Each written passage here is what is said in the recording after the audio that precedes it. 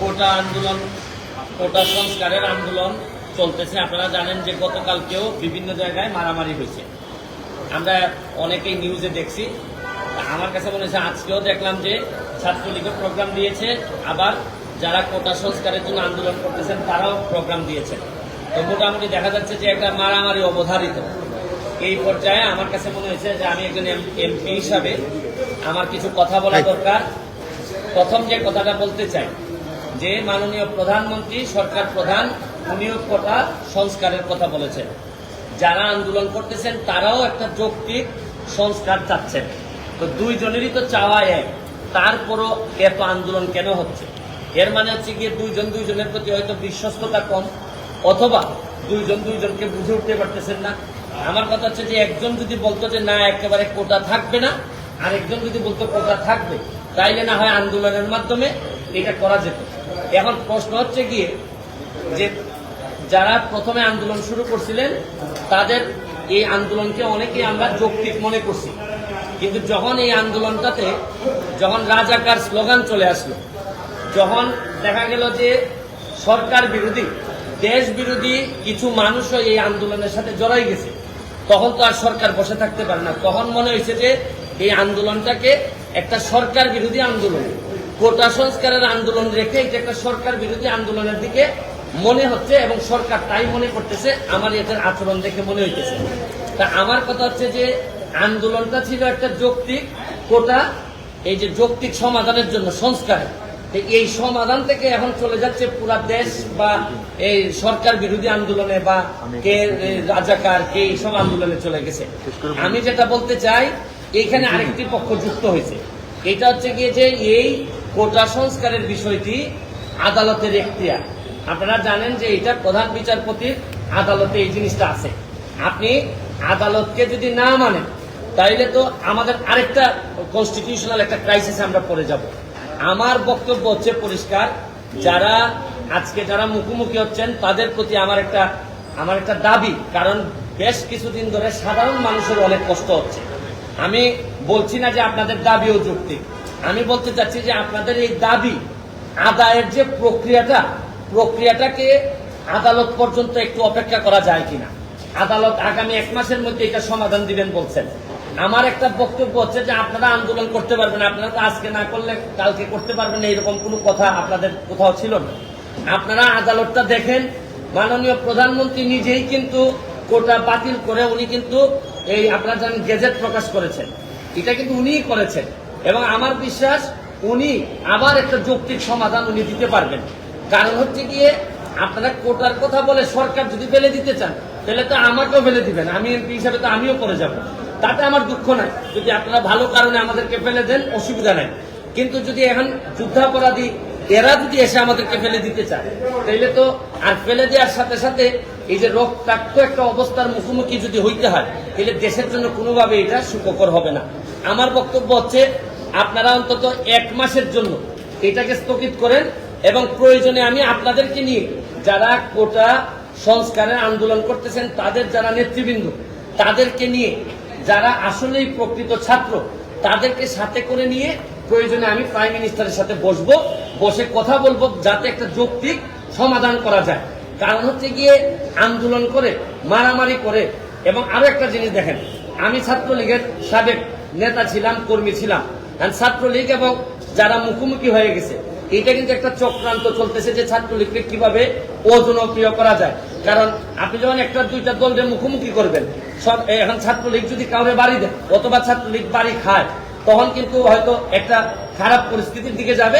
ছাত্রলীগকে আরো অজনপ্রিয় করার একটা প্রক্রিয়া চলতেছে। আমি মনে করি, আমি ছাত্রলীগকেও দাবি জানাবো যে আপনারা প্রকৃত অর্থে যদি কাউকে প্রতিহত করেন, তাহলে যদি দেখা যায় যে এই আন্দোলনের বাইরে থেকে কেউ এসে সরকারের ক্ষতি করতে চায়, রাষ্ট্রের ক্ষতি করতে চায়, তাদেরকে আপনারা প্রশাসনের কাছে হস্তান্তর করবেন, নিজেরা আইন তুলে নিবেন না।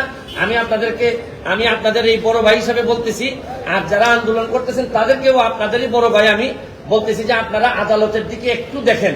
1 মাস পরে যদি আপনাদের মনে হয় যে না এটা যৌক্তিক সমাধান হয় নাই, তাহলে আপনারা আবার আন্দোলন করতে পারেন। কিন্তু অযথা মুখোমুখি হয়ে আপনাদের পুরো ভবিষ্যৎটা সামনে, আমি চাই না আপনাদের ভবিষ্যৎ নষ্ট হোক এবং এই রাষ্ট্রে বা দেশে একটা বিশৃঙ্খলা পরিস্থিতি তৈরি হোক। কারণ এইরকম বিশৃঙ্খলা পরিস্থিতি তৈরি হইলে সরকার কিন্তু কঠিন হাতে আগাইতে হবে, সরকারের সামনে আর কোনো পথ থাকবে না।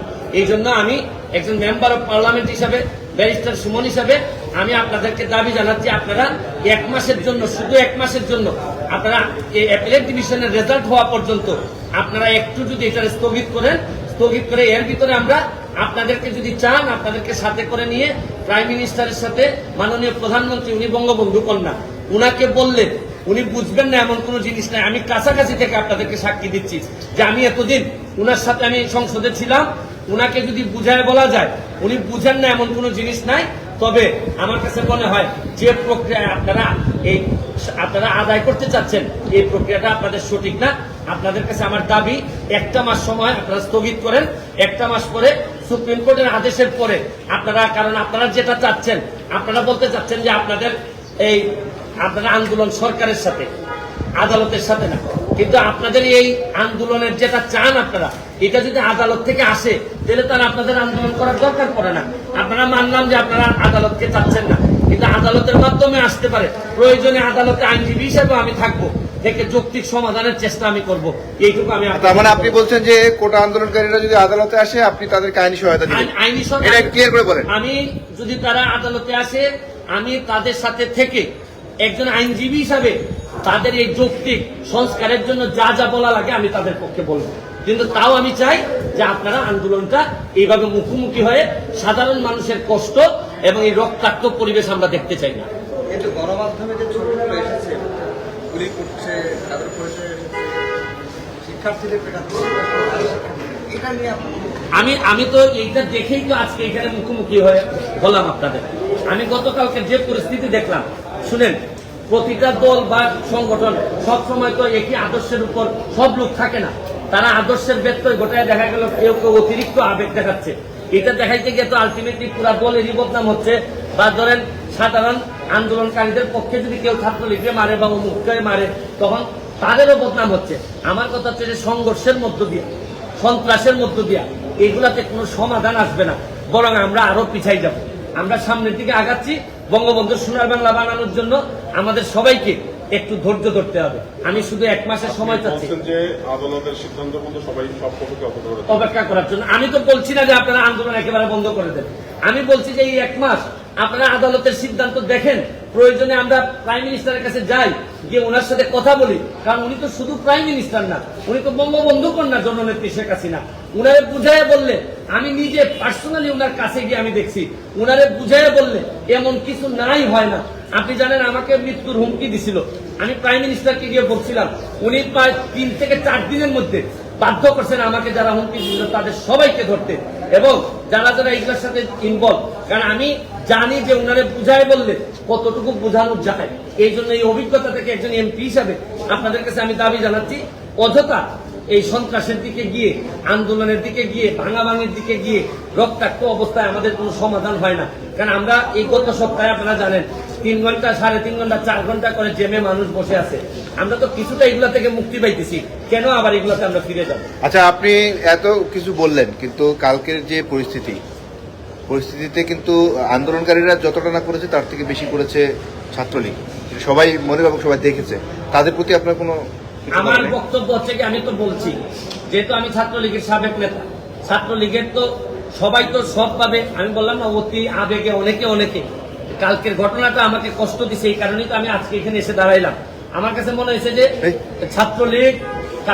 ছাত্রলীগ এবং সাধারণ ছাত্রছাত্রীদের মধ্যে যা হয়েছে তা অত্যন্ত দুঃখজনক, এবং এই দুঃখজনক পরিস্থিতি এড়াইতে হবে যে কোনোভাবে। এইটা পরিপূর্ণভাবে চিকিৎসার ব্যবস্থা করা, এবং যারা যারা দায়ী, কারণ আপনি যেই হন না কেন আপনি আরেকজনকে মারতে পারবেন না। আপনি কোনো আপনার সমস্যা থাকলে আপনি অথরিটির কাছে তুলে দিতে পারবেন। কেউ যদি আপনার মনে হয় রাষ্ট্রবিরোধী কাজ করতেছে, আপনি অথরিটির কাছে তুলে দিবেন। কিন্তু এটা যে পক্ষেই হোক, ছাত্রলীগই হোক আর যেই হোক, আমার কাছে মনে হয় অন্যের উপর হাত তোলাটা কোনোভাবেই কেউ মেনে নিবে না। এবং আমিও জানি সরকার থেকে এই ধরনের কোনো আদেশ বা এরকম কোনো কিছু বলা নাই।